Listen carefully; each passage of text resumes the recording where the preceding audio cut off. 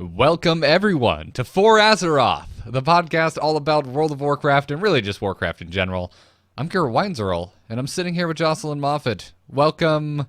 For the first time ever, I would say welcome back because it's pretty much a continuation of Embrace the Spoilers, but welcome, Jocelyn, to this new, yet another Blizzard podcast that we are doing together. I'm so excited about this. I have said for the last probably 2 years, I've guested a lot on Azeroth Roundtable, which is a really great WoW show from my friends Ben and John. And I guest on there fairly frequently. I think I've been on the show something like 15 or 20 times. Oh, wow. And it's just because I never had an outlet for Warcraft. And I love Warcraft so much. I love the lore. I love talking about the game. I love thinking about where they could go with things, even though I was so late to the game. I'm so excited to have an outlet for all my WoW talk so I can get off of all my other shows. Yeah. I've guessed on the instance a few times, not double digits yet, but getting close, I think. And I've played WoW forever. Warcraft 3 was the first Blizzard game that really pulled me in. I had played StarCraft before that, but it was unfortunately on the Nintendo 64. So I had sworn off RTSs entirely because it was an awful experience. And down the road in high school, finally had my own computer that could actually run games. And I was like, oh, let me give Warcraft 3 a try. Maybe I didn't give RTSs the full, honest respect that maybe they deserve, and I was just blown away. I didn't know that you could tell a story like that in a real-time strategy game. Plus, Warcraft 3 was Arthas, right? So. Oh, yeah. Well, yeah, that was it. That's what pulled me in. That's part of the reason that I'm such an Arthas fanboy, right? Is because of just the memory of having my mind blown by a story that was told, and that story just happened to be Arthas, and also Illidan, and also Malfurion, and also the Night Elves, and also the humans, and all that stuff. And we're going to talk a lot about Illidan today. There was a lot in Warcraft 3. Warcraft 3 is extremely dense. When all of the discussions were happening about if we ever got a sequel to the Warcraft film, if we ever ended up getting to the storyline of Warcraft 3, how in God's name would they even tell that? Because there's so many different arcs in that one game. But that's a story. I was going to say, that's a whole podcast all in and of itself. So don't even send me down that tangent. Okay, cool. Well, this is For Azeroth. This is going to be our all-around Warcraft show. It is not going to just be lore. We're going to talk about news. We're going to talk about what we're doing in the game. We're also going to talk about lore, and we're also going to take emails from you all. Which if you want to write in, we don't have an email set up for this show yet, but you can write into amovetv@gmail.com and make sure to put WoW in the subject line somewhere so we can easily find it. And if you want to write in to the show. This is a brand new show. It is already up on iTunes. It should be just about anywhere podcasts can be found, except Stitcher, because they are awful. There's the Sargeras of podcast providers. But the RSS feed is feeds.feedburner.com/forazeroth. Or you can just search For Azeroth anywhere you get your podcasts. So go do that. Subscribe, please. Subscribing is much better than downloading. Helps the show out a lot. And other than that, Joss, what have you been up to in WoW? Because I've been up to some things. First and foremost, the most important thing, I got my Fox mount. I hate you so much. Because there's so much RNG tied to this stupid freaking mount, and I see people riding around on it, and I'm just like, oh, there's actually a guy on my raid team who's got his first legendary and the Fox mount, and I'm just like, where are your horseshoes? Like, where are you putting those? Because, I can get on that train if it'll get me my Fox mount. Yeah, I don't know. I wasn't aware. I talked about this on Embrace the Spoilers, which if you're coming to this and you missed that, go look up Embrace the Spoilers because we did a 5-week stint of the 5 main zones in Legion. And that's what led to this. That's where we realized, oh, hey, we really like talking about WoW. We should probably just keep doing it. But on Embrace the Spoilers, I mentioned that I went into Legion the most spoiler-free that I could. I didn't read MMO Champion every day. I didn't read Wowhead every day like I used to do leading up to expansions. So obviously that will change now that we're going to be covering it every week. But in these first few intro episodes, there'll be a lot of things we'll be coming across that is news to me. And the first being the Fox Quest. I didn't know it was RNG. I figured I just hit a certain point in my order hall where it was giving me these quests. Nope. Okay, so that's because from what I understand, it comes out of the Nightfallen chest, right? You get some kind of item from the emissary quest, started. or from the emissary chest. Yeah. Ah, okay. Well, okay, so I don't know. I don't know your habits, but I will say that I have gotten to the point where I have an average item level of 845 right now, Jocelyn, and I haven't. I've done LFR once. I haven't. We haven't started raiding. We're still trying to get our raid team together, and it's hard because of the time we do it.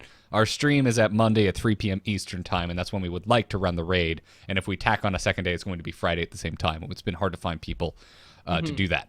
By the way, we're still looking for healers that can make day both those times jobs. a day. Yeah, exactly. So when we finally do get together, I'm feeling it'll probably be people in other time zones. Australia, looking at you.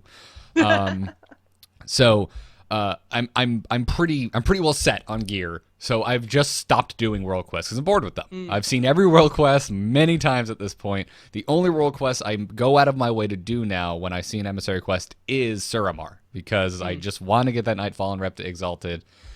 Because there's so many things in that zone that are gated by reputation that whenever I see an emissary quest for Suramar, I go and I do that. Just about everything else I ignore, though, which means I actually kind of screwed myself. I can't get the shoulder enchants that I probably should have, but we'll cross that bridge when we get there.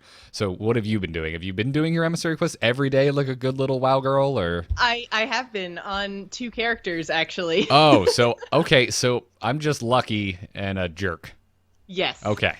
All right. Yeah, so basically, you have to, first of all, well, and I guess everybody gets the same emissary quest, so that's not sort of RNG. I guess it's just a little bit of RNG in that, like, is that the emissary quest that's going to pop on any given day? Because it's not like you get Nightfallen every X number of days. Like, Nightfallen comes up, actually, it seems almost like more often than some others, but I feel like I always have, like, Nightfallen, High Mountain, and then the Court of Ferondis, like always. I do feel like I get Court of Ferondis more than anything. That and the Dreamweavers. Yeah, but I feel like I never see the Val, and I'm gonna totally just brutalize a lot of the pronunciation on this stuff, guys. But the Valajar or whatever, Valiar. I call it Valajar. The Stormheim guys, anyways. Yeah, them. I never see their stuff. Yeah. Them and the Kirin and the Wardens are few and far between. But anyways, so you have to be, I guess, lucky enough to be able to play and complete the emissary quest when it is the Nightfallen. And then when you open your emissary chest, there is a chance that you will get the item that will start you on the quest to get the Fox Mount. So, okay. Yeah, I have not received that Fox Mount quest yet. Well, Jocelyn, it's really cool, and you should feel jealous. Garrett. You should feel so. I'm just, you know what? I'm just basking in the sweet, sweet karma of every other frickin' Hearthstone expansion ever in terms of your card pack opening luck versus mine. Now, I did get quite lucky with Whispers of the Old Gods. Dill's actually inherited the Garrett luck for that run. Yeah. But I still haven't. I still feel like I have some catching up to do in the luck department. So bask in that Warcraft karma. I've still been doing my world quests. Although my hunter is up to, I think, 852 now. So just because from running Mythic Plus dungeons. So I've been doing a little bit of that. I've been doing just kind of little bits and pieces of things. I switched over my character from a leatherworking skinner to an herbalist with alchemy just because I've been spending so much money on flasks. It's ridiculous. So because they're like, I think 1,700 gold a pop, and I need like 2 to 3 for a raid night. So and when you're raiding 2 nights a week, like that, just it piles up really quickly. And skinning and leatherworking, just, I mean, I already got them out from leatherworking. I already got the like the toy, which is like a leather love seat, which I'm like never gonna use ever. but I did it. I've got it. So all I did was switch over to something that's a little bit more kind of gonna save me money in the long run, I guess, and probably make me some money, even with the some of the profession changes that are coming in 7.1. So I just figured that was a better way to spend my time. So I've been leveling painfully alchemy from level 1, which is just It's not bad anymore. Most of the stuff, like at Legion level, you can just craft it. It doesn't matter what level of alchemy you're at. Yes, that's true. Like there is, the Legion stuff, that catch up mechanic is there, but that's not the way I've been doing it. I've actually been either going to the auction house or gathering the herbs myself because I need to level my herbalism as well. So, but I've been going back to the old world and the old zones because the mats are so much cheaper than the mats for alchemy in Legion. If you want to go like on the auction house, you need like a certain number of seeds. I think it's like 5 seeds per potion, and the seeds are like 25 to 50 gold each, depending on so to do it quickly, I'm finding it cheaper just to use the old world recipes, but yeah, it takes a long time. Well, that's interesting. Yeah, I've had a similar thing because I changed what my main was after getting my original main to 100 and realizing I don't like paladins anymore. So now I'm a death knight, which means I have mining and blacksmithing at pretty much nothing now because it's basically a new character. But I've just been kind of just playing Legion naturally, and it's been fine. I've been able to craft everything I need for quests. I was able to make the ridiculously expensive gloves that I needed to make my obliterium. Yep. How do you pronounce it? Forge. Obliterum forge. Just and fine. You don't even really need like because you can gear up so quickly from World Quest. Like I know. I had my obliterum forge I think day 2, and I was just like, now what? Like. Yeah, I was just so annoyed that there was this empty black hole in that corner of Dalaran. I was like, well, I know an Obliterum Forge is supposed to go there, and it looks totally sweet, so I need to finish this quest, even though I'm not going to craft any damn armor because everything I have is better than what I can make. Yeah, exactly. So. That's really the problem with professions right now, is that any profession that makes gear, it's just, even if you take the time to make a whole bunch of extra crafted stuff and obliterate it in order to upgrade the stuff you're actually wearing, with the random roll on secondary stats and with the item level, you just, even all the way upgraded, it's nowhere near what you're going to get off of World Quest. If you grind as much into World Quest as you're grinding into crafted gear, you're going to level up so much faster in terms of the eye level of your gear. It's ridiculous. Like, it only takes one random roll, which is what has happened on all my stuff, because they're always like 835 plus. So that means the plus means that you get a random roll on your gear and it can roll up to 895. So all you need is that to roll once to something like 850, and you're like already 10 eye levels beyond anything you can do with crafted. Like, it's crazy. Just run Mythic Pluses, man. It's fun. We also have a core group of 5, so it's easy to go do that every now and then. But yeah. Anyways, let's get to the main event of the episode, Jocelyn, because we are recording this on Monday, October 24th, which means tomorrow is October 25th, which means 7.1 is dropping, and so is Return to Karazhan. So let's have our nice deep dive into our preview of 7.1. I am so excited for tomorrow, Jocelyn. I'm also excited for you. I'm excited for you to experience Karazhan, even though I know it's going to be somewhat different from my original experience of Karazhan back in Burning Crusade. But the fact that you're going to be able to go in, you're not going to just be able to run over everything, and actually have a challenging experience in what is one of my most cherished memories from World of Warcraft. Yeah, I'm excited because it seems like, and like Garrett mentioned, I haven't actually run Karazhan through at level, so I didn't get that experience. But it does seem like they're staying fairly close to the spirit of the raid in the dungeon, basically. There's a lot of the similar or the same bosses, but obviously scaled down to 5-mans, and they just seem to have done it the same but different. And I mean that in a good way.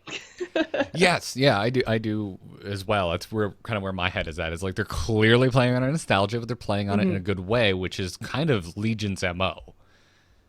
Oh, completely. 100%. That's what they've been doing for the whole entire expansion, and I think it's a good thing. I mean, you're super excited. I'm excited because I like dungeon content much more than I like raid content.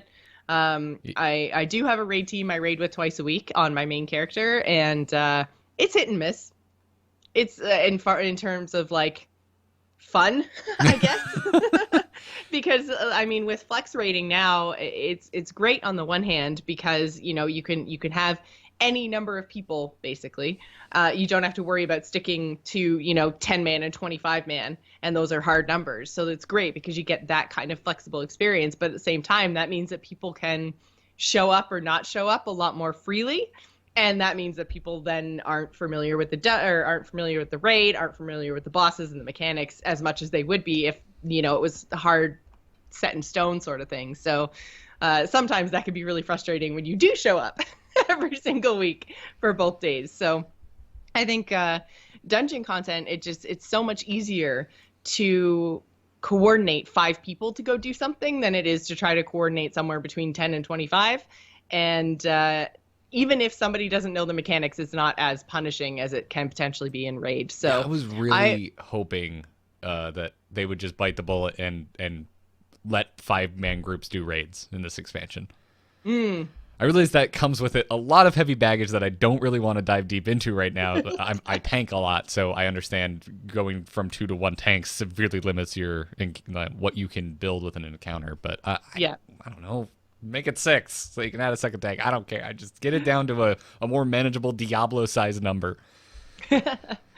Yeah, and I think that that would be great, but I think they're kind of going in that direction with Karazhan. It is a 5-man, but it's mythic, which means it's going to be really challenging, or, well, maybe not really challenging. I'm thinking of my 851 or 852 hunter right now going, I don't know if Mythic is actually really challenging anymore. Mythic Pluses is what's challenging, and I don't think that Karazhan actually is going to be Mythic Plus. I think it's just straight up Mythic, that's it. Yeah, but it does have 9 bosses. They have said they expect you to take more than 1 day to full clear it within a given week. Obviously, if you and your other 4 buddies can just sit there all day and just go at it, I'm sure you can clear it 1 day easily. But for those of us who are used to 2 to 3 hour sessions, I'm hoping that it'll take more than 2 or 3 hours to full clear Karazhan, at least in the beginning.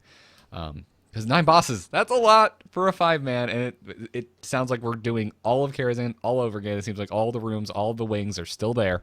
Yep. Looks like bosses have been moved around to a certain degree, because I believe Moros now comes after Opera, which was not how it was originally. Don't quote me on that. I'm just assuming the list of bosses that I'm seeing are in relative order. Is in order, yeah. Yeah. And the really interesting thing about bosses, too, is that there are 8 confirmed, but then there's a 9th. And everyone pretty much knows that it's the dragon. Yeah, it's Nightbane, who was an optional boss in the original Karazhan, so I'm assuming he's an optional boss here. Well, but that's the thing, because Blizzard there were some things in the PTR that, like some loot items that were pointing to him, but now they've removed all kind of references to him as a boss. So they've said, like, it's an 8 boss, here's the list, and he's not on the list. So it's like, okay, well, is it an optional boss? Is it somehow an unlockable mystery boss? Was he a boss that they decided to remove? Like, he has an updated model that's been data mined out of the game, so he's in there, but not. They're trying to put it back in the box. They're trying to bring back the mystery. And I hope it stays that way. I hope we have to figure out how to summon him to fight him. So. Yeah, but it does.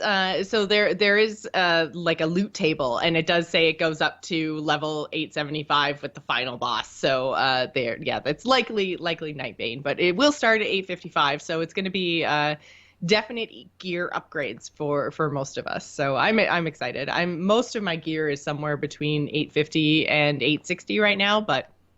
Mm-hmm. I'll take the chance on a high roll and an 855 for sure. I just want to see the content. I just want to go through Karazhan again with my buddies.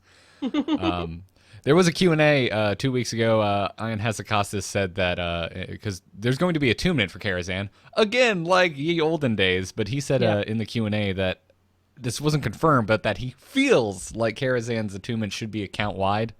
Again, not 100%, but he said, quote, after you unlock it once and do the quest, that it demonstrates you have the ability to access the content. Please just make this a thing. I don't want to have to attune my alts. Not that I'm really playing alts right now, but... You're not playing anything? Any alts? Just your There's Death Knight? it's not an alt-friendly expansion. It's not. It's really not. As someone who has an alt at 110 and someone who has an alt at 106, I can tell you it's really, really not alt friendly. The professions are not alt friendly.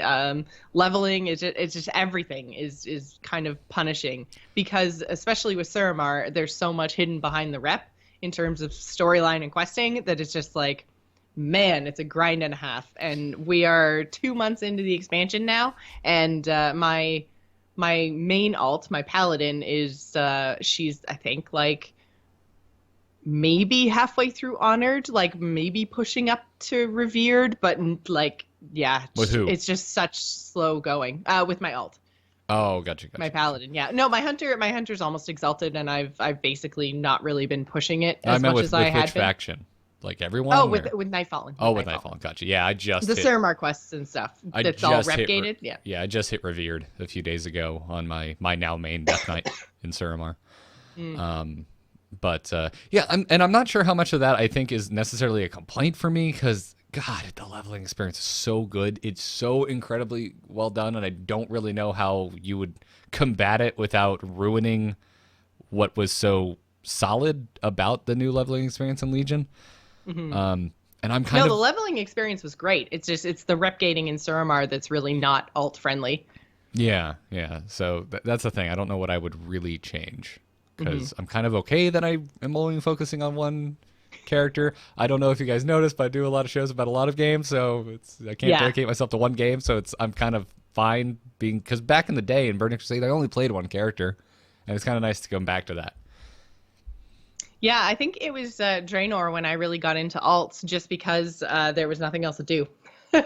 And so now I feel kind of weird and kind of bad because I'm just like, I like playing all these different characters. I like seeing all these different sides of the game, and I feel like I can't right now.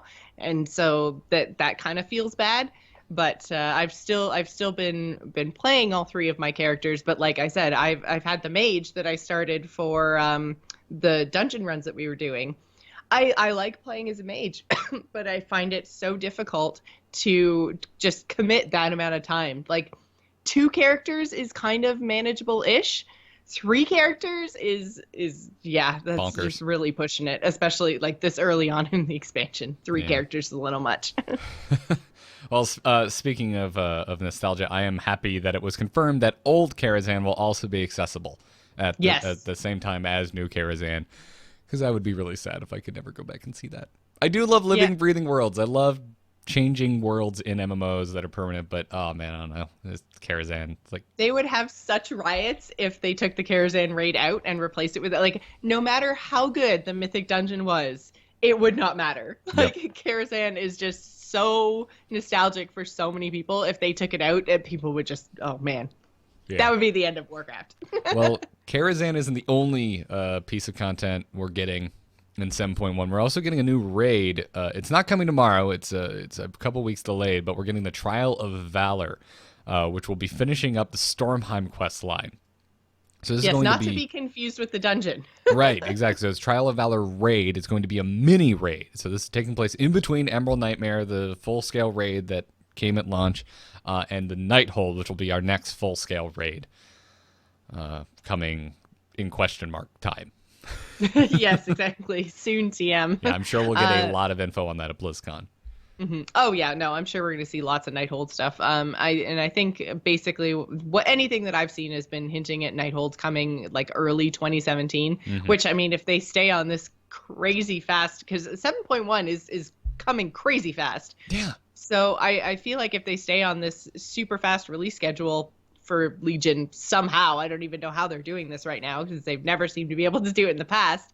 But if they stick to this super fast schedule, then assuming a break for BlizzCon, then we're looking at probably January for the next big content patch, and that will include Nighthold. So that's my prediction, January-ish. Yep. So Trial of Valor is going to have 3 bosses.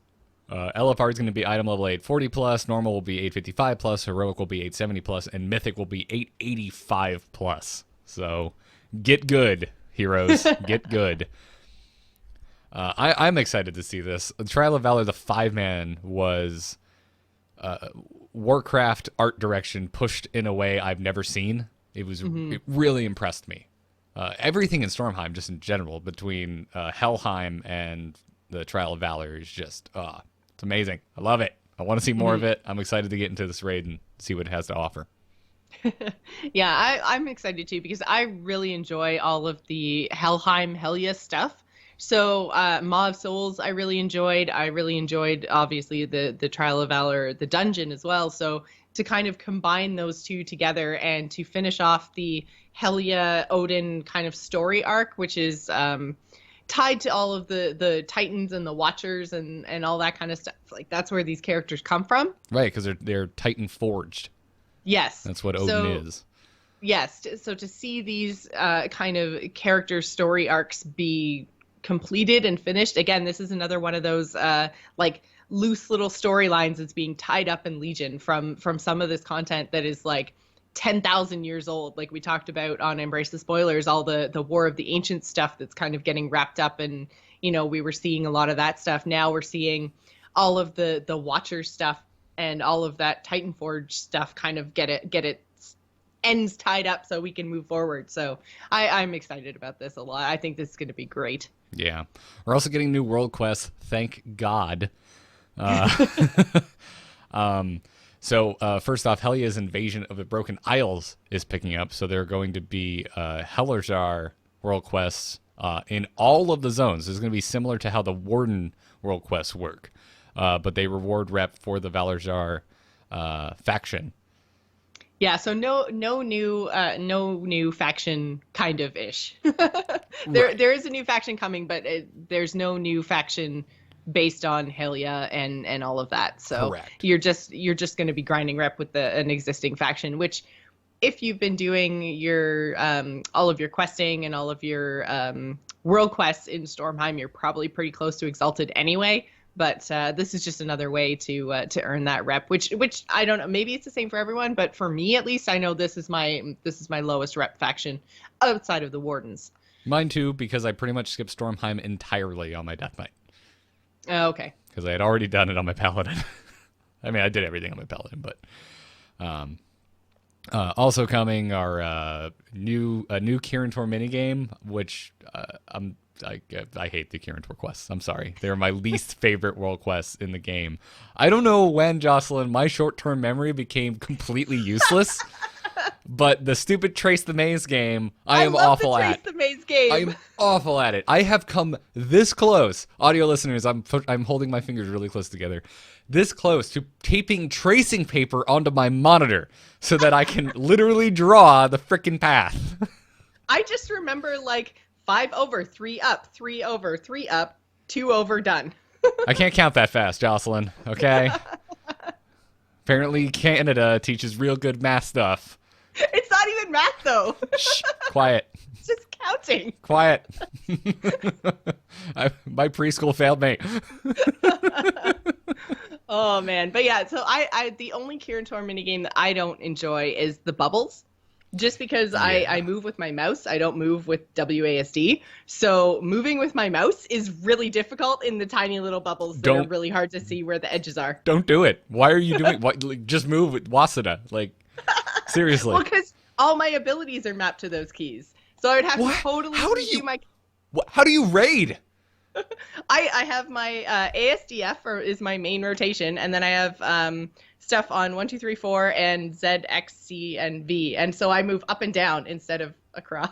I feel like I just looked at the Ark of the Covenant. My face is about to melt. Again, you haven't seen Indiana Jones. Oh my God, this is all getting so far away from me right now.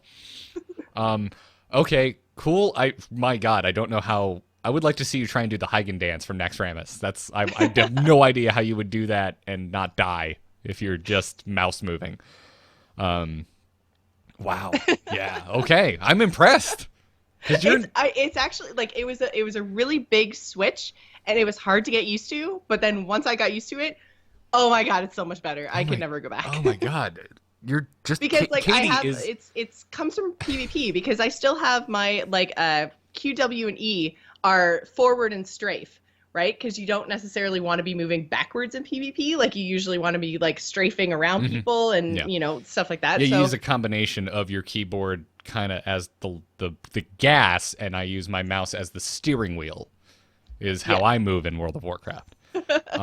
So sometimes like I have to take my especially if there's just a single target, I might take my hand off the mouse and then just use once I have my target, then I can just use the keyboard if I have to, if there's something like crazy movement. But generally I'm a hunter, so I have disengage, so that's my backwards if I have to.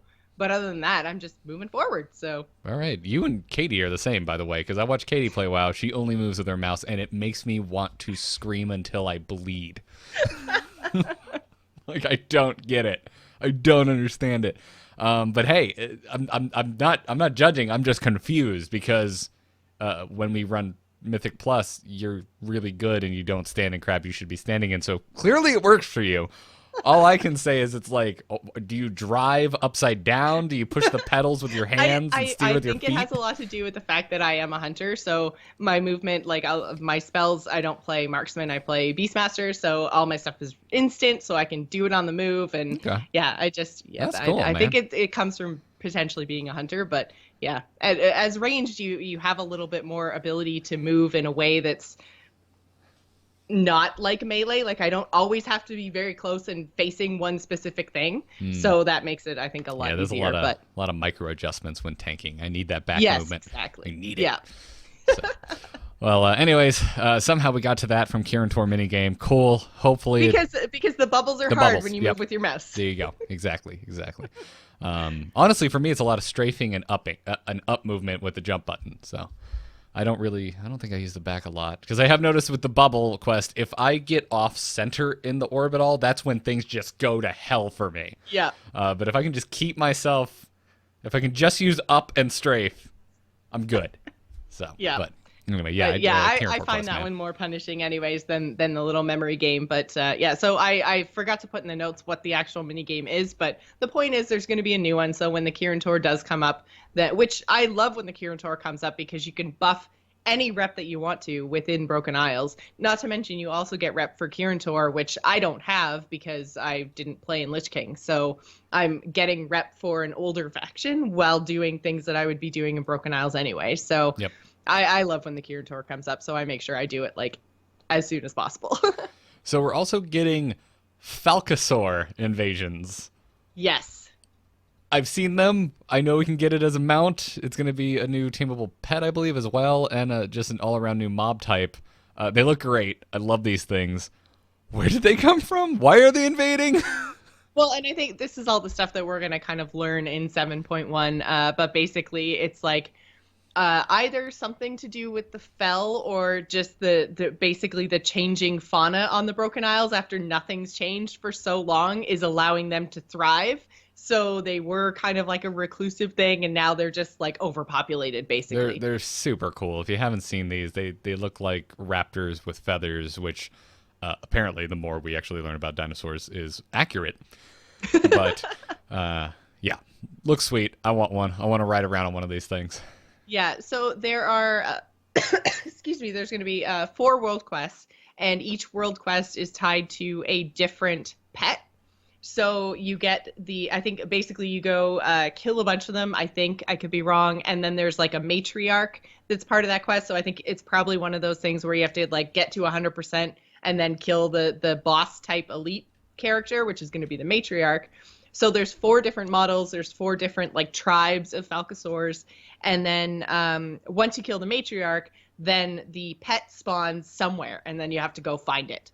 So once you have the pet, then there's so many cool things, and we'll get into it later because we actually have a battle pet section. But there are 4 new pets coming, and then we don't know how to unlock the mounts yet, but the mounts look really freaking cool, and they might potentially be tied to your battle pets. So it could be really cool.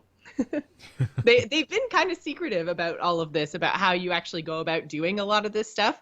And I know that neither Garrett nor I play on the PTR, so it's going to be all new for me. Right, we're going to experience it in real time with the rest of you guys. Unless the rest of you guys listening all play PTR, and then you're like, oh, these stupid scrubs, I'm unsubscribing from this new podcast right now. And to which I say, you do you, nameless, aggressive listener that I just made up in my head. The other cool thing that coming in 7.1 is we're returning to Alcaz Island, which hasn't really been an important location since Vanilla World of Warcraft. I was going to say, I did not know that this was a place. And, yeah. I have my Explorer, I have my Lore Master of I think, both Kalimdor and Eastern Kingdoms now, and I didn't know this was a place. Yep. Well, it's super cool. The lore in it is really neat. Back in Vanilla, there was a quest line to attempt to find the missing king. In Vanilla, while Varian was just missing. From the get-go. Never knew who he was. You saw a tiny little, like, the worst model, the same human orphan model they used for everyone was Anduin, and he was hanging out in the main chamber. Varian was missing, and there was a really interesting quest line where you learn about all this espionage, and eventually you find out that the Defias have basically kidnapped and abducted Varian, and Alcaz Island. So was this an Alliance only storyline, or? Yes. Okay, that would explain why I never saw it. It was phenomenal. It was a really cool storyline. Eventually, you head out to Alcaz Island, and underground is a prison, and you find out that this is where Varian was kept. Sadly, you arrive, and it's cleared out. He's not there anymore. But there is a gnome, Dr. Weevil, who, when we went and found him in Vanilla, murdered us so dead it was ridiculous. We went out there before we needed to be going out there. We weren't 60 yet. My friends and I just like to go and explore. We were leveling really slowly, but we would read about what was happening at the max level, so we would go and just try and explore places that we shouldn't be. And so we ended up on Alcaz Island, not following the quest, just to go, oh my god, there's this island off the coast of Dustwalla Marsh we've never been to. Let's go check it out. And we're like, oh, Dr. Weevil, what is that? Oh god, it hurts so bad! And that was the experience I had with my buddies from high school. But Alcaz Island is coming back as a world event. Dr. Weevil is returning with his mechanical army of elite 110s, Jocelyn. You get to know my pain. When I read about this, I was just like, okay, so this is some sort of like old boss or old something. But that's a really cool story. I didn't realize it was tied to all the like Varian lore in the story. But yeah, that's really cool that he's coming back. Apparently, he's like gonna be some sort of mechanical undead-ish type gnome. Apparently, I didn't even realize he was a gnome. That just kind of takes it to that next level. He's awesome. A gnome. It's fantastic. Also, the other great thing about Alcaz Island coming back is on Alcaz Island, we're going to be able to find mechanical hunter pets, Jocelyn, which will only be tameable by goblins and gnomes unless you have a specific special item. Yes. I love that too. I love the flavor. I kind of wish they just stuck with goblins and gnomes being able to have them, but I get it. Yeah, it would be kind of cool to have only goblin and because for those of you who don't know, goblins and gnomes couldn't actually be hunters until Legion. So it would be neat if that was the way that it worked. That it was just that's their special thing that they get. But I could see I guess it's probably because I'm not that interested in a mechanical pet. So there's going to be tameable mechanical spiders and tameable mechanical wolves. Yeah. I don't usually, tame spiders because they're icky, but I do have an army of wolves. So right. They're all they're all the different colors and named after all the dire wolves from Game of Thrones. Oh, that's awesome. That's fantastic. So a mechanical wolf might be kind of cool, but I would be totally fine with it only tameable by goblins and gnomes. And then going forward, it would be really cool if something like, say, the Mana Sabers, although I know we've already got them, but just as an example, if Mana Sabers were only tameable by Blood Elves, and then, maybe Moose were only tameable by Tauren, like that would be really cool to have some sort of like racial hunter flavor. I would like that as well. I'd like them to kind of double down on that because they've been really good in this expansion of bringing in that class role play, and I'd like them to go another layer deeper and really just dive into the racial role play. Mm-hmm. So. Even like the new Falcosaurs, like if they could just be tameable by like trolls, that would be super cool. Yeah, absolutely. We're getting a new faction, Talon's Vengeance. There aren't a lot of details out. Joss, you said they're being so quiet and so sneaky about this faction. Yeah, looks like a PvP faction though, because they do reward PvP items. There's a mount you can get once you're exalted with them. They've got a vendor located in High Mountain with Aviana.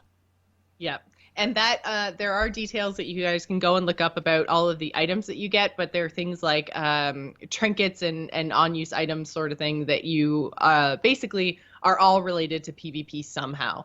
So I think this is going to be very similar to Vol'jin's Spear in Ashran, and then I don't actually know what the Alliance faction in Ashran was called, but very similar to that, where you're going to have to do PvP things to grind rep with this new faction, is my guess anyway. I'm sure that the world quests where you have to go take over the towers, I think will probably go towards rep with Talon's Vengeance.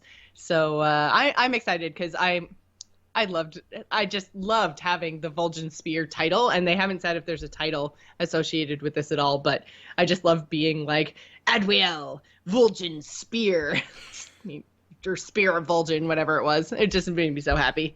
I loved Ashran. You flippin' dork.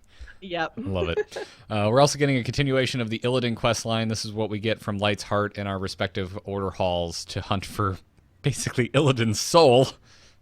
Yep. Which I feel has been lost even longer than he has been dead. After seeing the first half of this, oh my god.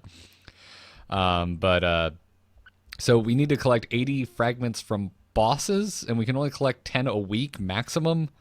So we're gonna at the shortest, it's gonna take us 8 weeks to complete this. I'm excited because to prepare, we're gonna have a lore segment here in a few minutes, and we're gonna talk a lot about Illidan today. So I had just been avoiding those quests because I'm like, it doesn't lead to anything. I have other things to do. I just need to get geared up. But I went and did them all last night, and it was incredible. Right? We're going to talk about this later, but I want to see the next. They did a really great job with the Illidan quest line from Light's Heart, even though I think it did reward some things, but it definitely wasn't as obvious as I think there was like 1 or 2 pieces of gear, gold, obviously, artifact power. Kind of the staples of Legion, but it wasn't very obvious the kind of stuff that you were going to be doing or the kind of things that you were going to get. So I think a lot of people did what you did and just kind of went, I could do this and learn about Illidan, but I already know about Illidan, so I'm just going to world quest. And much. I think that was a mistake from a lot of players. But the 80 fragments from bosses, they do drop at a higher rate depending on what level of difficulty that you're doing. So if you're running normal dungeons, you're not going to get as many as if you're running like Mythic plus dungeons or raid content. So basically just go kill bosses, get your 10. You're probably playing dungeons anyways. So most just likely. keep doing what you're doing and you're going to grab these fragments and then it's going to be an 8-week grind. It is, but it's not going to be the only thing that's happening over multiple weeks. The Suramar story is getting continued over the course of a 9-week quest series, which rewards the Insurrection achievement and a Mana Saber mount, which I have to have. It's so cool looking. I already have one of the Mana Sabers from the store. Yeah, the store. Only one that's currently in the game. Huh? The only one that's currently in the game. Yes. They have to buy with money. So I have the Jocelyn. Mana Saber mount already, which I love riding around on it in Suramar with my 2 Mana Saber pets. It looks so cool. Yep. Getting a bunch of pet battle stuff in 7.1 as well.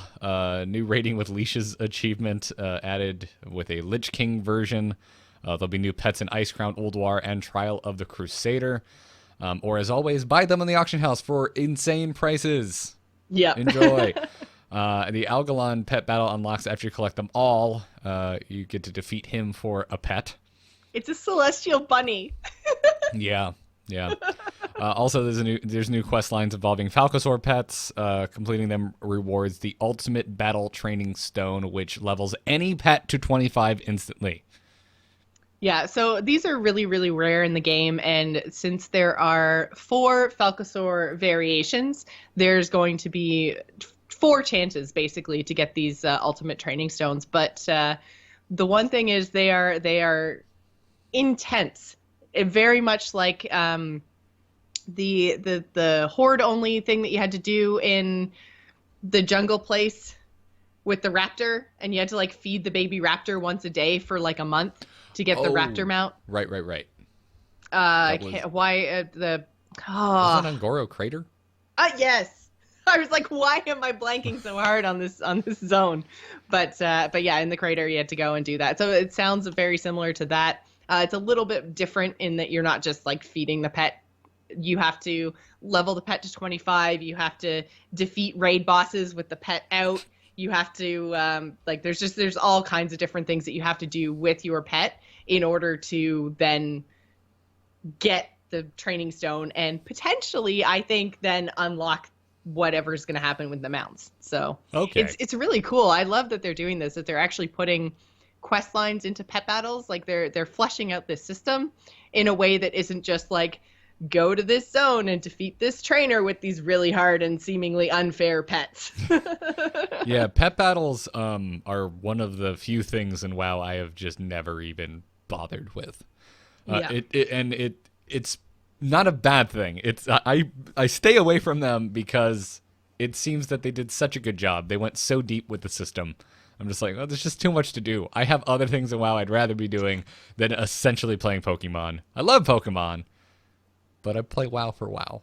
So yeah, I've done a lot of pet battles. I have a lot of pets. I don't even know how many. I think I'm not a pet collector to the point that other people are pet collectors, but I think I've got somewhere between 500 and 600 unique pets. So I love the collection. I love having them all. So it's something that I work on, and I think I have like probably 40 or 50 at max level, I think. So I've done my fair share of pet battling, but like you say, it's the thing that I do when I don't have anything else to do, and I've had so much to do in Legion that I haven't even touched pet battles.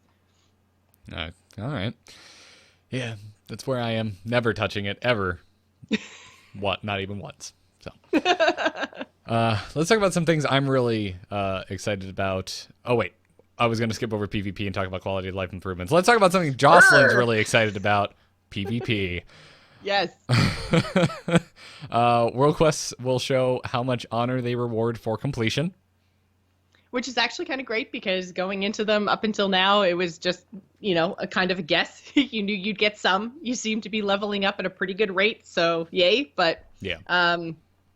The one image I saw showed, I think 500 honor for completing one of those towers. So, that's pretty sweet because those towers, I just blow through them now. I remember the first time I tried to do one and I had like a cleric kill me. It's just like, oh man, this sucks. I'm going to have to like find a group or something. And now I'm just like, Worgen, boom. Like, just run them right over. Those are some of my favorite world quests. Those are really fun. Yeah, I love just hearing Sylvanas, yelling in my ear the whole time, like, kill them all, yada, yada, yada. I'm like, yeah. Although every now and then I just have to run through the area because I'm skipping that one that day. And Sylvanas yelling at me. I'm just like, sorry, War Chief. I don't have time right now. I've got to kill the Infernal at the top for my mining quest. Leave me alone. But yeah, so I mean that's a great kind of quality of life improvement. But the thing that is kind of the big PvP announcement is that when you prestige, it's no longer going to reset your talents. So this was kind of one of those really polarizing things that when they decided to introduce prestiging, it's like, who is this content for? Because if you are a hardcore PvPer, then you're not going to want to reset your honor talents because you need those abilities. There's some really, really powerful talents that just totally set you apart when you have like a full set of honor talents versus someone who doesn't have any. So that whole reset was just, it would set your season way, way back. And if you're hardcore into PvP, that's not the kind of feature that you want. Well, I mean, to a certain degree, if you want to be a big enough show-off, like, I'm so into this. I mean, that's how it worked in Call of Duty. You threw everything back and had to level up all over again. But I kind of get why they landed on this, because other Blizzard games don't work like this. Like, Diablo, your portrait just gets fancier and fancier and fancier, and the same thing in Overwatch. In Overwatch, yeah. So I understand why they landed on this. Mm-hmm. Well, because, the flip side of the coin would be the casual PvPers that probably wouldn't have any problem resetting all their honor talents and starting over again because they're not really worried about, like, rated content or anything like that. Right. But then, those aren't the kind of people that are going to be earning enough honor to do prestiging anyway. Yep. So I feel like there probably weren't, and again, I don't have, like, stats from Blizzard or anything like that, but I feel like there probably weren't as many people prestiging at this point in the expansion as they thought that there were going to be. because neither one of those groups was really getting into it. So I love to see it. This means that you are going to be able to be a hardcore PvPer and you're going to have something to show for it. So I'm really excited about this. Not that I'm at the point of prestiging yet anyways. I've been too busy with PvE content to go in and do any real PvPing. I did some over the weekend just because there was the Battleground event, but in general, I have not been doing a lot of PvP yet. So I'm excited for this change because now I'm not going to feel like I'm throwing away my time when I go do PvP stuff. Gotcha. I don't even recognize you anymore, Jocelyn. Not PvPing constantly all the time, every day. I know. Every Battleground or rated Battleground victory will now reward gear, which is pretty sweet. Yep, and then you also get the artifact power rewards, and you get that for completing PvP. So it wasn't really that obvious, and I think that's why a lot of people weren't doing PvP like myself, because the rewards for world quests were so obvious, and artifact power is so powerful. Power's powerful. Go Jocelyn. But it was so important to, level up your weapon and unlock all those traits that it was basically pulling people away from PvP content because they either, it wasn't rewarding enough or they didn't realize the rewards that they would get in terms of artifact power. So you now get bigger rewards and it's much more obvious that you're going to be getting artifact power when you complete PvP. Yeah, that's great. And finally, rated PvP has a weekly quest that gives you rewards depending on your best rating, so similar to how Mythic Dungeons work. So, yay! Yeah, which I'm not a rated PvPer, but yeah, I think this is still a great change. Yeah, I'm not either. I haven't done any PvP this expansion yet. It usually comes later when I'm bored with PvE content. I'm not there yet, so which speaks volumes to the quality of Legion. I was definitely already kind of done with the expansion when it was Warlords of Draenor this time, last expansion. So yes, yeah, me too. And then finally that's why I loved Ashran so much. That's why I gravitated towards PvP, was because I was totally done with the PvE content. I was bored as hell with all that. I didn't like the garrisons, but I was just like, I can go in with, like, at the time before 6.2 ruined everything. You could go in and there's this huge group. There's like over 100 people in these gigantic Ashran battlegrounds doing all this crazy stuff. There was Nemesis quests. Like, it was such a rich PvP experience pre 6.2 that man, I just spent so much, like literally like 10 to 12 hour sessions in Ashran. I just, oh man. Good God, woman. and that would have been at this point in the expansion for sure. Wow, that's pretty nuts. Well, finally, find a little bit of 7.1 to talk about. We're getting some much needed quality of life improvements that I'm so excited about. First up, we're getting the Blood of Sargeras vendor for profession mats. Say goodbye to profits that you're going to be making on the auction house.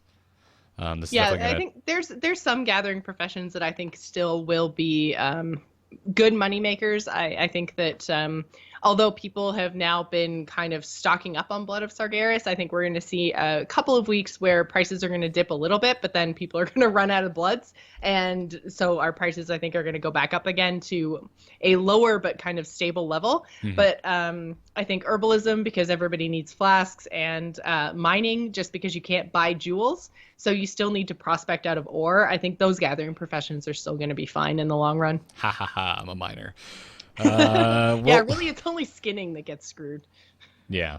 World quests are going to automatically unlock for all 110 characters once you have unlocked them on one by getting friendly with each faction. Thank God. Yeah, I mean, it wasn't a huge kind of burden to get friendly with each faction. If you played through just the very main storyline of each zone, you were pretty much friendly by the end of it. And it didn't take very long. I think it was basically the first entry quest into Suramar, and then I think getting one ally if you didn't have an emissary quest up. Or no, sorry, I guess you couldn't have the world quest, but getting one ally of the Thelrisras, getting one of her allies was enough to knock you into friendly. So yeah. It didn't take that long, but it was just one of those things that, like, when you hit 110, it would have been really nice to just start doing world quests and start getting your gear on your alts. So Yeah, because that was I like this change a lot. that was the issue I ran into on my Yeah. DK, because I'd already done everything. I'd already unlocked world quests on my paladin, and then I decided I didn't really like my paladin, wanted to make the DK my main, and I leveled mostly through dungeons on my DK. So I got out and I was like, crap, I have to go like do a bunch of chores so that I can do my world quests. Yeah. So this would have been nice for me back in the day, but hey, whenever I get my warlock to 110, this will be nice. So Yeah, exactly. This makes it a little bit more alt friendly because we were talking earlier that it's not alt friendly. So this is just one of those things that makes that easier if you are a character that has, or you are a person that plays multiple characters. yep. Also, Archway and Court of Stars are going to be account-wide unlocks. Huzzah, Kalu Kalay. Really happy about this as well. So, I think that'll wrap up our 7.1 preview. Come tomorrow, guys. Pretty much just about all this except Trial of Valor. And obviously anything that's happening over the course of multiple weeks. But really looking forward to that. Before we get into our lore segment, we have some mid-show pimpage, Jocelyn. It's a brand new show. We don't have sponsors. We don't have a Patreon. We don't have anything like that. But we do have another podcast that folks can go check out if they want to support us. Embrace the Spoilers, the podcast that is responsible for this World of Warcraft podcast even being conceived. You can go check that out if you want to check out the back catalog of World of Warcraft coverage that we did on Embrace the Spoilers. Go check that out. If you search for Embrace the Spoilers, you will right now find Embrace the Spoilers Westworld, but it's the same feed. The back catalog is on there, or you can go to amove.tv, and on the right side, under the tags, just click on Embrace the Spoilers and you'll find everything. But go check that out. And we're also having a Kickstarter right now for a new season of Embrace the Spoilers to cover the winter movie season, taking us from November through February, and where we'll be spoiling a bunch of extremely nerdy movies that we're very excited to go see. Jocelyn? Yeah, I'm probably going to see a lot of them anyway, but I love making podcasts and making content. It's just getting to the point where, this is my job, so Yes, do yes. kind of need to get paid. Yes, exactly. So this is our first time ever experimenting with a Kickstarter. Hoping it'll be successful. If you want to back that, you can go to bit.ly/back ETS. BACK-ETS. Or as Jocelyn has been saying, buckets with an A. And I've had a couple of people ask why Kickstarter instead of Patreon, and it's just because of the seasonal nature of Embrace the Spoilers that Patreon didn't seem to make as much sense as Kickstarter. So we aren't planning on doing any kind of Patreon for any winter or anything. If you want to support Garrett and I doing Embrace the Spoilers, then Kickstarter is the way. So make sure you go and check that out. Absolutely. And there's even stretch goals, so you can force us to watch things we really don't kind of want to watch, but I'm sure the like review would be 50 Shades of entertaining. whatever it is. Yeah, 50 Shades of somebody needs to energize their sex life, apparently. So, anyways, now that I had that awkward segue, let's have our first lore segment in For Azeroth, and this week we're going to talk about Light's Heart and Illidan Stormrage. We did not have a chance to talk about Light's Heart on Embrace the Spoilers, and it also leads directly into the Illidan questline, so let's do that. Jocelyn, just kick us off. You're the lore nerd.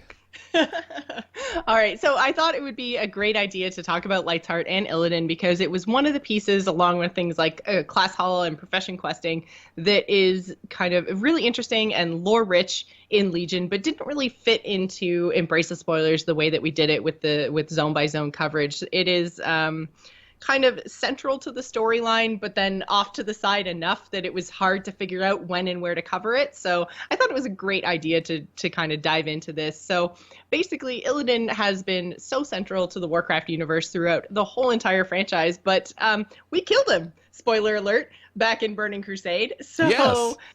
Not you or I specifically, because I was under-geared and still raiding Karazhan when that was current content, and you were just not playing WoW.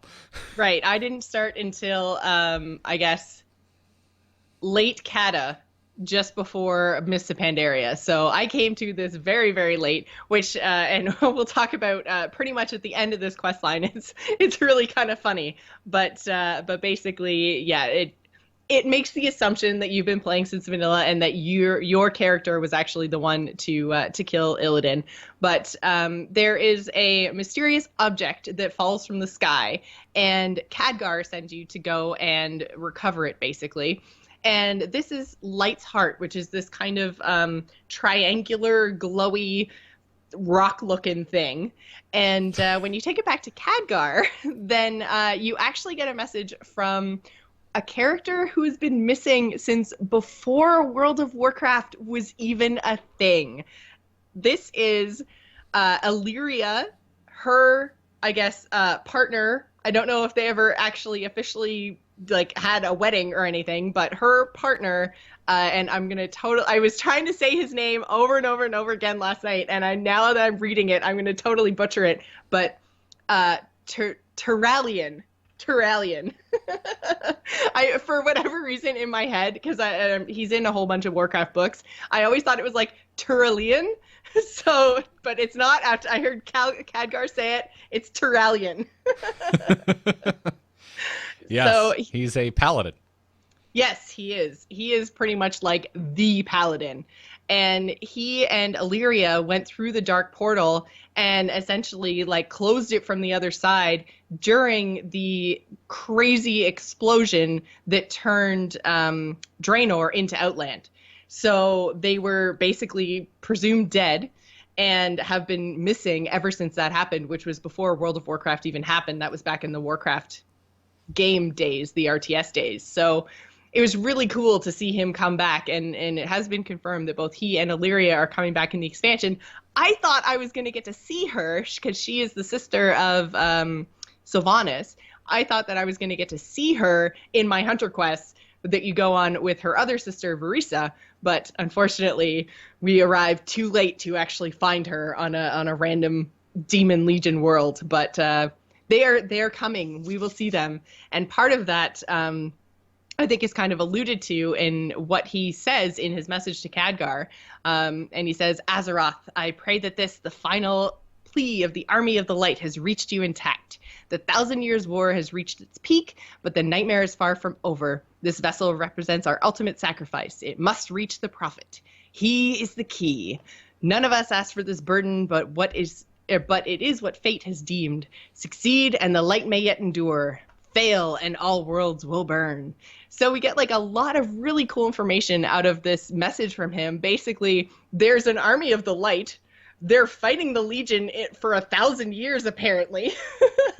Yep. And they're kind of at the point where it's the tipping point of the war, and it could go either way. So it's just this like, oh my god moment in Legion. I love it so much. I was freaking out when he pops out of the top of this light's heart and to give his message.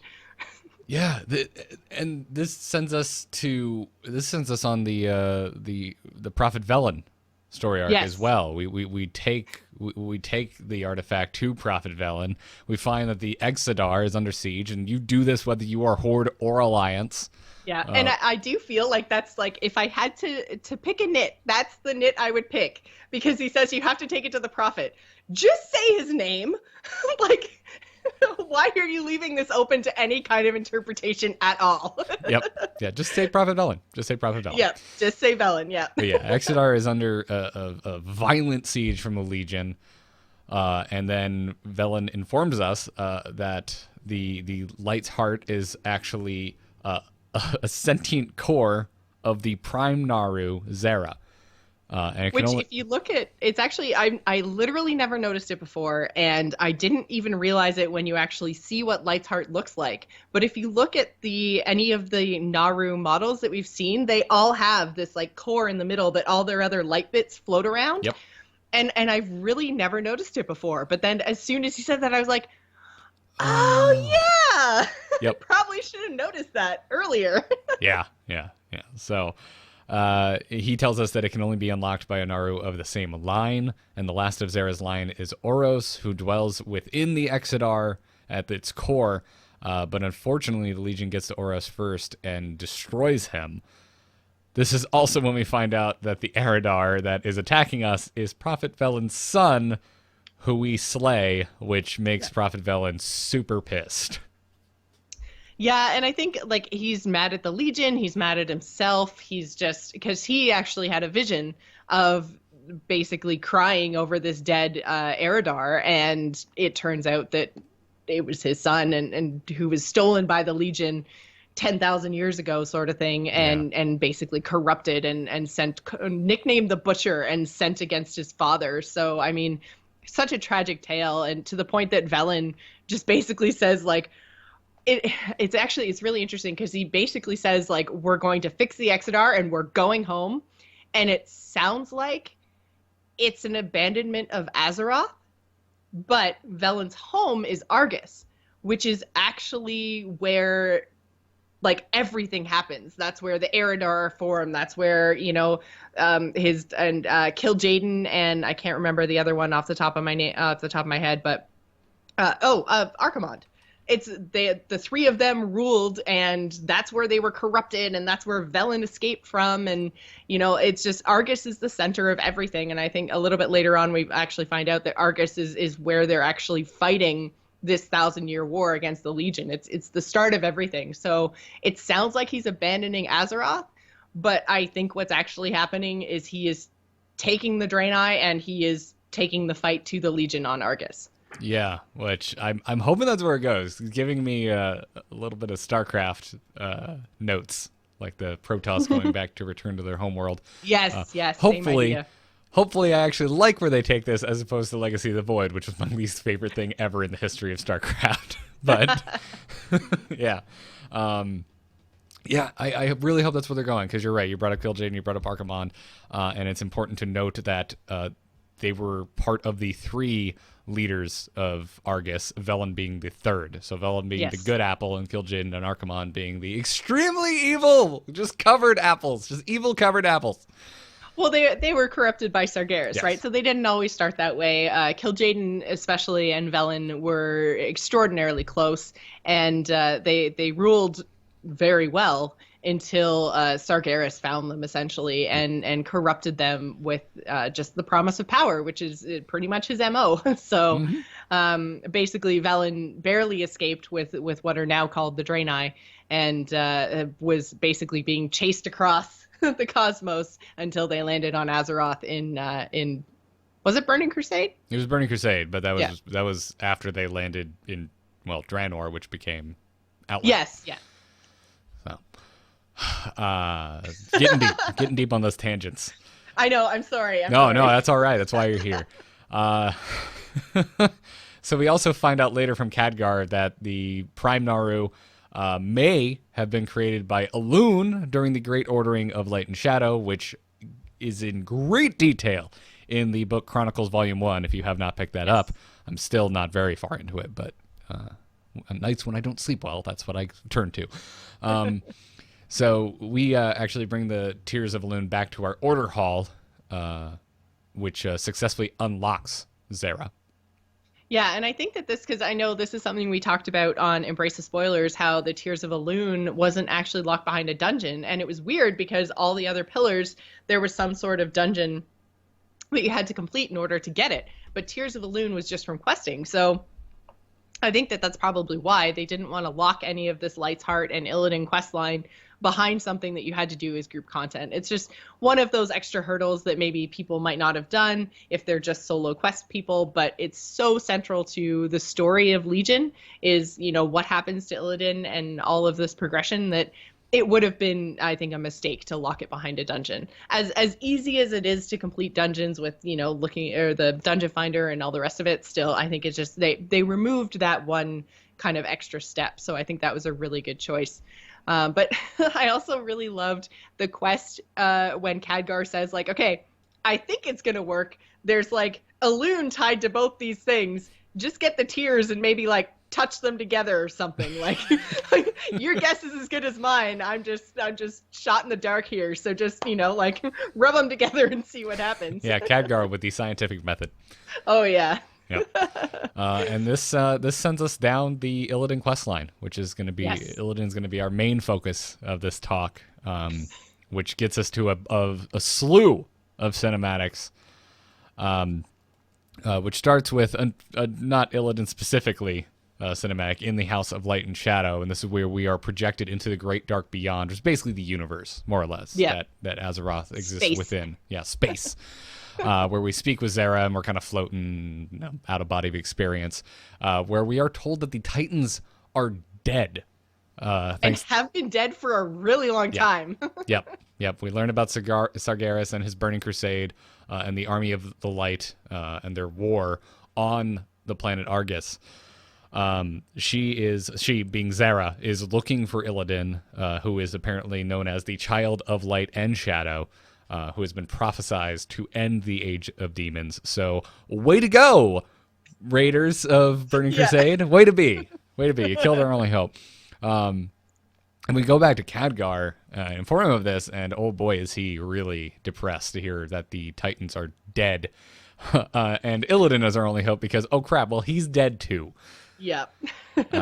So this filled Khadgar in. takes this really hard. Yeah, he does. Velen and Khadgar getting multiple kicks to the crotches. I don't know if that affects Draenei the same as with humans, but there's just not having good days when we follow the Zera quest line. Mm-hmm. So this filled in a big question for me, which was: is Illidan actually dead, or is he like on death's doorstep inside that green Jolly Rancher they're keeping him in? Yeah, no, he is dead. The reason that his remains were, I guess, put in the giant green Jolly Rancher is basically for this exact reason. Demons, when you kill them, they don't actually die. Their souls go to the Twisting Nether. Yeah. And the only way to actually kill them for good, and this is the same reason why, like, if you were paying attention in the kind of pre-launch stuff, you saw a lot of people that we'd already killed. I believe Manaroth was there, Tichondrius was there.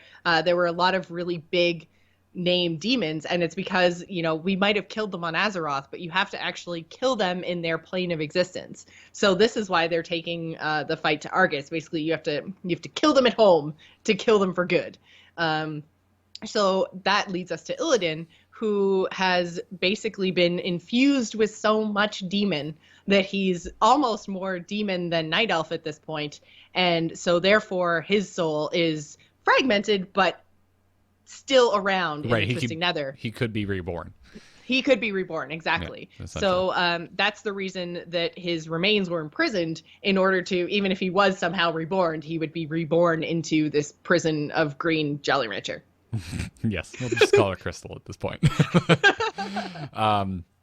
Yeah, so this sends us down the path of learning about Illidan's history. Xeris tells us that Light's heart, the actual her sentient core, is to serve as the vessel for Illidan's rebirth, which is her last act in service to the light, which I'm assuming this will kill Zera, whatever we end up having to do to bring Illidan back. That sounds like basically we're going to use Light's heart to absorb his soul from the Twisting Nether. That's going to kill Zera in the process, but then that's going to allow us to bring Illidan back to life. So she's making a giant sacrifice, which Turalyon also alluded to in his message, saying that this was their big final kind of play. So this sends us first to Val'Sharah to witness the birth of Illidan, and consequently also Malfurion, as they are twins. Yes. So we see a priestess announce the birth of the two twins, and everyone's losing their minds because they're identical except for their eyes, which I guess is a sign that the twin is destined for greatness. And this twin is Illidan. He has basically, his eyes glow golden. Yes. Which is so ironic because we know what happens to Illidan's eyes later on. Yep. But Zera tells us that Illidan's was a life full of potential, and his destiny was forged in the Great Ordering and cast to the cosmic winds, where at last it would find a home on Azeroth within the tiny vessel that the Great Cycle began anew. This is why Illidan's birth was important. It's basically seeing that his path was predestined. Mm-hmm. And this, I love all of the interactions with this Naru. Like, I just love the way she talks, and it's I don't know. I really enjoyed all of this questing, because I found that she gives you a lot of information, and she's very like knowledgeable and high and mighty almost, without actually talking down to you. She's just so epic in and of herself. Yes, no, absolutely. I mean, they're really doubling down on the cosmic interference. Yes. Then when we see that and we hand that back and we go back to Val'Sharah on the Unclear Path quest, to get to see Malfurion and Illidan's training under Cenarius. She also mentions, oh yeah, by the way, they were both totally flirting with Tyrande at the same time, trying to, win her affection. But when we get to see a scene where Cenarius is basically kicking Illidan out, refusing to continue to teach him because he lacks an understanding of sacrifice. Which is a theme that is going to basically follow Illidan around for the rest of his life. Yeah. The idea and the theme of sacrifice, for sure. Yeah, so way to be, Cenarius. I blame Cenarius at this point. I used to hate Malfurion, now I hate Cenarius because he's the reason Illidan killed so many people. But yeah, so Cenarius planted the seed in Illidan's head that he needs a better understanding of sacrifice to truly understand. They were studying the wilds, and Cenarius basically says, yo, you can keep studying it, but you got to do it under your brother, who I know you hate. So have fun with that. So yeah, this really sucks for Illidan. This is definitely the key schism in his path. He's no longer going to go down the path of the druid and dedicate his life to the wilds. He doesn't say this much, but we can basically fill in the blanks. So this is where he set off on the path that we know, and that made him the Illidan that he is today, or was. He's currently a corpse, but yeah. So Zara basically just says, this was predestined. His destiny lies elsewhere. But this is the point where he has to get past the failure and rejection without giving up, which obviously we know he doesn't give up. He's extraordinarily resilient. He makes many sacrifices on the life and souls of other people. Which brings us to the fourth revelation, which is Ravencrest's legacy, where we go to Blackrock Hold, where I didn't know this. We find out that Illidan, after being rejected by Cenarius and giving his brother the finger, goes and enlists in the Moonguard under the rule of Ravencrest, where he basically becomes the leader of the Moonguard, which are these elite Night Elf sorcerers. Mm-hmm. So basically, this is him. He, instead of following the path of druidism, he goes down the path of the arcane and becomes a very powerful sorcerer, but is not part of the elite Highborn, which are with Queen Azara. Yes. So yeah, he's removed from that. He is fighting against Legion under Ravencrest's command, who was a great general, as we talked about in our Valshara. Yeah, and this Embrace the Spoilers. This is part of what makes Blackrock Hold so damn cool. Like the Ravencrest and his army, they were just like these Night Elf badasses. They were just kind of they were like the Spartans of the Night Elves. And I really like that whole thing. They were just this militant group of Night Elves. They were just like, yeah, cool, have fun in Suramar. We're boots on the ground. We're the ones putting our foot right up the Legion's ass. Like, and that's what's going on. And that's what we get to see. We get to play as Illidan. We get to fight shoulder to shoulder with the Moonguard to repel this massive Legion invasion of Blackrock Hold during the War of the Ancients. And it gets real dark real fast, because this is where Illidan realizes that he is just not powerful enough to fight the Legion, to push back demons of this power, and that he needs to literally drain the life force from his fellow sorcerers, killing them to empower himself to basically fight Fel with Fel.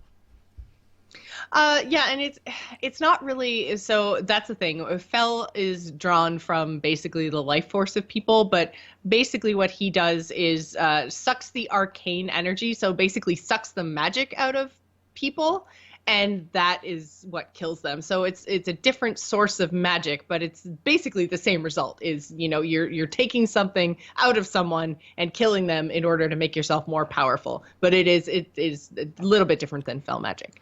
Right. Well, and that's kind of what I think. I mean, that's what Zara gets at the end. She tells you, the line between good and evil is very thin. And I think that's what we're seeing here, because it's like Illidan is using the exact same practices that the Legion use to combat them. He's committing basically the same atrocities for what he sees as a greater good. It's kind of interesting, though, because she says to you, like, what could you possibly have done differently? Because basically what Illidan does is sacrifice a few to save the many, versus not sacrificing anyone and letting the Legion win and having possibly everybody die anyway, right? So because basically that's the outcome of the Legion winning, right? Is they either kill everyone, and the ones they don't kill become part of the Legion and become twisted and warped and evil. So given the choice, do you sacrifice a small number to stem the tide of the invasion, or do you do nothing and let this evil power win and kill you anyway? And this is where World of Warcraft challenges me on a level I didn't think it could, because this bothers me, because I kind of side with Illidan here, and I feel like that makes me a bad person. But that is the whole point of this cinematic and this scenario, is to make you understand the things that Illidan did and why he did them, and to kind of put you in that position literally by letting you control Illidan, and you can make the choice to not sacrifice the Moonguard, but then you die. Yep. And then you start over. I want a new Caverns of Time 5-man, where it shows us an alternative timeline where Illidan decided not to murder his friends. Oh man. But then like I said, if he didn't murder his friends, then that would be it. It would just be like, there is actually a toy in the game that lets you see what the world would be like if the Legion won. So that would basically be your 5-man. Oh, I didn't know that. Oh yeah, I think it's from archaeology. Oh wow, okay. You can actually create a toy, and you can use it anywhere, and then it basically turns all of the races into different demons. And so like when I used it, it was actually at Brand's archaeological camp, and so like he's walking around and he's like a little imp, and then there's like an Eridar standing at the tent where like his elf guy was. So like it just totally, it takes the world, but it warps it. There's like fell meteors falling from the sky and infernals everywhere, and everyone that you know is dead, and demons are in their place. Lovely. Okay then. Well, then I guess I'm right to side with Illidan. Exactly. Well, that sends us to Azshara, so we have to go back to Old World, to Azeroth, where we witness Sargeras showing Illidan the full power of the Legion at the Well of Eternity, which is, as many of you I'm sure know, is when Illidan's eyes are burnt out from the gravity of the truth that is being shown to him. Yep. Talk about sacrifice. Yeah. You've killed all your friends, although he seemed to, that's the thing, he really seemed to enjoy killing his friends. He was talking a lot of smack to the first, like, big Eridar badass he fought after he drained the first group during that scenario that we played through, where he's just like, oh, you think you're so badass? Wait till you see someone like me who's a master, who knows how to wield power like this. Yeah. And I think that he's a flawed anti-hero type of a character, right? You know, like... Oh, right, yeah. I love Illidan. He's one of my favorite characters, period. Because I always gravitate to that. And in Dragon Ball Z, Vegeta's the best character as far as I'm concerned. In Harry Potter, it's not... Well, Snape is one of my favorites, and Sirius Black. Because they're also kind of those... They ride that line. I'm always interested in that. And that's why I like Illidan so damn much.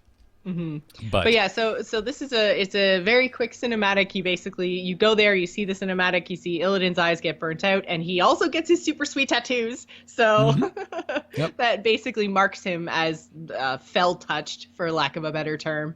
And he realizes that the true power of the Legion, and even if they happen to win the War of the Ancients on Azeroth, it means nothing. Because there are so many more armies, there's so much more power. The Burning Legion is essentially infinite. But he does actually remain defiant and says, like, obviously not out loud because he's talking to Sargeras, but internal monologue time, he basically says that he's going to be the one to defeat the Legion, and that he has to do that by finding another way, essentially. So... this is kind of where we see the start of the formation of what becomes the Demon Hunters and Illidan's grand plan, which is essentially to find the location of Argus and then take the fight to the Legion on their homeworld. So fill in this gap for me. Why did he go to the Well of Eternity in the first place and speak with Sargeras? There was a lot of kind of like switching of sides and stuff, but he was essentially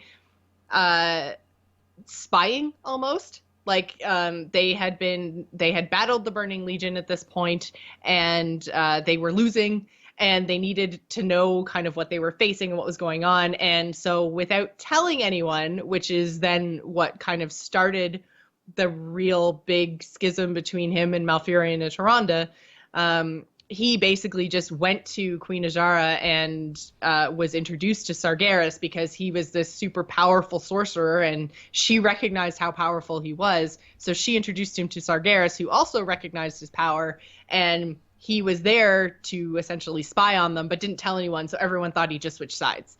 So it was this whole big, like, I don't even know if you could call it a misunderstanding, because basically Illidan just almost like disappeared and then all of a sudden was on the other side, and everyone was like, WTF, Illidan?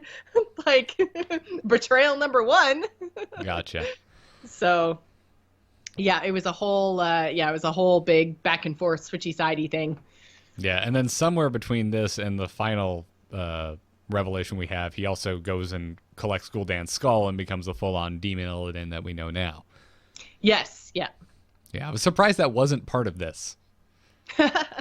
That's true. It seems like a kind of a big step that was missed, but at the same time, all of these different quests are unlocked by artifact power, and there's only so much that you can do before you kind of hit the end of that, and then have to start moving on. So it's a big plot point, but it's the kind of thing that's more like, well, he did a thing that made him even more powerful, so that was the thing that happened. It doesn't have as much teaching potential as a lot of these other things that we were shown in Illidan's life. So this isn't necessarily a quest line that's built to tell you the whole entire story of Illidan start to finish.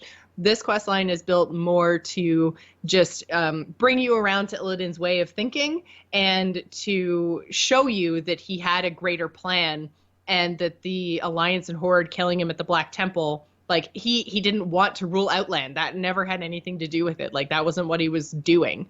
He was basically trying to bring people into his fold to fight the Burning Legion. And he probably wasn't as tactful or as great of a leader as he should have been.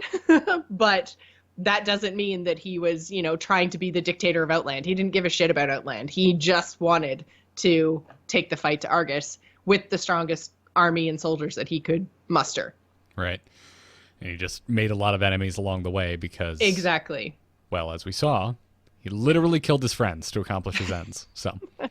Yeah, he's very much the ends justifies the means character, and he does not have any patience for anyone who doesn't get on board with what he's doing, because he realizes the power of the Legion, and he knows what needs to be done, and he knows it needs to be done quickly before everything that he stands for is destroyed, which basically is Azeroth. So he knows what has to be done, and if you aren't on board with that, then he just runs you right over. He has no time to explain. He just says, like, look, we do or die, and you don't want to do, so you're going to die. Yeah. And this brings us to the final quest so far. As we know, in 7.1 we'll be getting more that that move this story along. But oh my god, we get to go back to Black Temple, and in the most meta way possible, we get to play as Boss Illidan at the end of the Black Temple raid against a raid of Azeroth heroes, including Johnny Awesome, who is AFK for the whole fight. And actually, if you look closely, you can actually find yourself in the raid group. Oh, I didn't know that. Yeah, your character name is present in the raid group. And it's really interesting because, again, like, you and I didn't actually go and kill Illidan, so there's a little bit of, like, retconning happening there to slide you in. Here's the thing I'm curious about, because at the end, when you're done with all this and you go back to Zera to hand in after completing Destiny Unfulfilled, she told me, as a Death Knight, even though you had no hand in killing Illidan, yada yada yada. Did she say that for you? Because I think that was a line put in for classes that didn't exist in Burning Crusade. I think you're completely right, because I'm sure that the Demon Hunter is probably the same. I'm sure she said something along the lines of, I know you didn't kill Illidan because he was literally your leader. So yeah, I think only the original classes are represented in that. Yeah. That's really interesting. I didn't realize that because, she definitely said that she cried when she touched my consciousness because she saw the death of Illidan and she saw the hatred in me and she saw me standing over his corpse. And, basically the whole idea behind this journey had nothing to do with making her ready, nothing to do with the vessel or finding the, soul shards or anything like that. It was all just to make the hero ready to do what needs to be done, which is bring Illidan back. So basically you're trying to put yourself in his shoes, you're letting go of all the hatred of the Illidan that you thought that you knew, and are you ready to bring him back, yes or no? So it's all about preparing you as the hero and telling you the side of Illidan that you didn't know. So it's a great quest line altogether. I just, oh man, so good. So good. And even at the beginning, I didn't even realize where it was going to go, because when she says like the child of light and shadow, I'm just like, oh, I wonder who this is going to be. And she's like Illidan, and I'm like, okay, how did I not see that coming? I totally saw that coming. I was like, child of light and shadow is totally going to be Illidan, because we haven't heard jack about him, and they made a big deal about him coming back in this expansion. So yep. Yeah, I was just putting my meta Legos together and like, oh look, it looks like Illidan.